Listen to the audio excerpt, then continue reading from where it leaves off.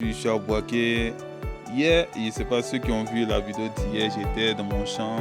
Je vous ai montré un peu le travail du manœuvre et quelles ont été mes difficultés. Au jour d'aujourd'hui, je suis avec mon collègue, lui qui m'a aidé à investir, d'investir dans la plantation. Je suis là pour lui poser quelques questions et ceux qui aimeraient investir dans la plantation, dans les champs, il vous déploierait tous les développements, qu'est-ce qu'il faut savoir faire. C'est pour ça aujourd'hui je suis avec lui. Je vais lui passer le micro et puis il vous exposera toutes les idées, qu'est-ce qu'il faut faire pour avoir un champ propice et pour que je passe le micro à mon ami qui est Enza qui est là. Enza. Et investisseur africain. Merci à M. Diomandé, qui est un ami de longue date. Il faut le dire, moi je suis un juriste de formation, mais cela ne m'a pas empêché de m'investir dans l'agriculture. Ma passion, c'est l'agriculture. Je suis d'abord technicien dans la culture du poivre. J'ai eu ma formation en Inde, d'abord, au Cambodge, et ensuite au Vietnam. Alors, l'agriculture, c'est, comme on le dit, c'est ce qui va dominer le monde. Tout le monde mange, tout le monde boit. Voilà. Et ensuite, la terre, c'est un support. Ce que tu donnes à la terre, elle te retourne ça 2 fois, 3 fois, 4 fois. Il faut savoir comment travailler la terre. N'importe qui ne peut pas travailler la terre. Il faut une formation éventuelle. Voilà. Et cela dit, M. Diomandé, oui. J'ai fini de me présenter. Comprenez-nous. D'accord. Ok. Et merci mon frère Enza. Ceci dit, j'aimerais te poser la première question, c'est que pourquoi est-ce que tu t'es penché sur moi pour investir dans les champs, au champ?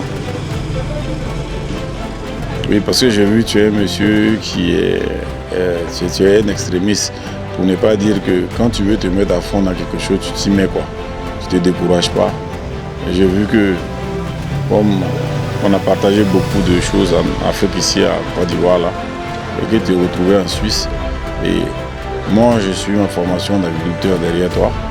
Et j'ai voulu que, étant en Suisse là, tu aies au moins 10 hectares à 20 hectares ici en Afrique. Sur ces 10 ou 20 hectares, tu allais investir. Et pendant la retraite, quand tu allais venir, on allait aller se promener comme les amis d'avant toujours. Et avec des bons conseils, bien sûr, sur l'investissement, sur le terrain. Pour que tu puisses dire, ah, c'est vrai, je travaillais en Suisse, mais j'ai un ami aussi qui m'a poussé à avoir un champ ici en Côte d'Ivoire. Et aujourd'hui, ce champ-là m'est rentable. Et puis, ça me permet de m'épanouir. Voilà, voilà pourquoi je t'ai poussé à investir. D'accord, merci. Mais cependant, après l'achat du champ, quelle a été la première étape alors? Lorsqu'on a eu les 10 hectares, nos chers entrepreneurs africains, quelle serait la première étape après avoir acquis le champ? Il faut se dire, l'acquisition des terrains ici, c'est de famille en famille. C'est une famille qui décide de céder une portion de terre. Et lorsqu'elle décide de céder la portion de terre, quand tu as l'information, tu envoies un huissier de justice aller faire un procès verbal. Écouter la famille, tous les parents de la famille, les membres de la famille qui sont d'accord pour céder le terrain. Une fois que tu es allé regarder le terrain, le champ, et le coin t'a plu, et que ton huissier ou bien ton notaire a validé, c'est-à-dire que le procès verbal, ensuite, vous faites des documents préliminaires. Après les documents préliminaires, au moins où tu sais que tu as introduit un document qui prouve que tu es propriétaire de cette parcelle, c'est dans ce moment que les travaux commencent. Voilà. Quand les travaux commencent, premièrement, c'est l'abattage. Voilà. Après avoir mesuré le champ, c'est sûr que ça fait 10 hectares. Oui. Avec un GPS différentiel, vous commencez l'abattage. L'abattage, après l'abattage, vous allez dessoucher les troncs d'arbres vous allez dessucer les troncs d'arbres. Ensuite vient comment on appelle, la mise à propre même du champ. Voir le terrain bien nu comme un terrain de football. Et en ce moment que les activités peuvent commencer. Ça dépend des spéculations que tu veux faire. Il y a d'autres qui exigent que tu laisses un ombrage homogène, quelques grands arbres qui sont des essences, c'est-à-dire qui appellent la pluie. Il y a d'autres aussi qui exigent par exemple que tu abattes toute la forêt. Voilà. Avec une autorisation des eaux et forêts, tu pourras procéder à l'abattage. Voilà. Donc maintenant, mes chers frères entrepreneurs, nous, moi à mon niveau, nous on a déjà fait l'abattage.